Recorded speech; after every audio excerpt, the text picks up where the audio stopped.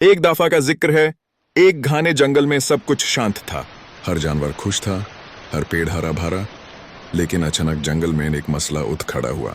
जंगल के बीचों बीच एक बड़ा सा पेड़ था, बरगद का पेड़ जिसमें कई पंछी बसते थे।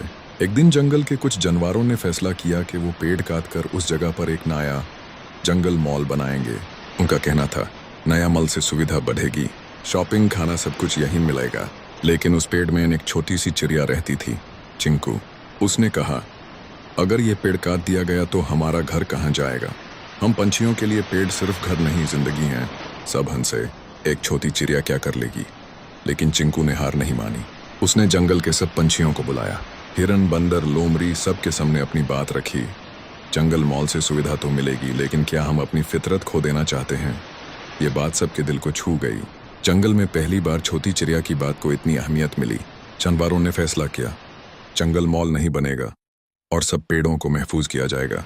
उस दिन से लेकर आज तक चिंकू का नाम जंगल की रखवाली चिड़िया कहलाता है। हर छोटी आवाज में ताकत होती है। फितरत का तहफ़्फ़ुज़ हम सब की जिम्मेदारी है। तरक्की के साथ साथ फितरत की हिफाजत भी ज़रूरी है। अगर आपको ये कहानी पसंद आए, लाइक करें, कमेंट में लिखें जंगल जिंदाबाद और चैनल को सब्सक्राइब करना ना भूलिए।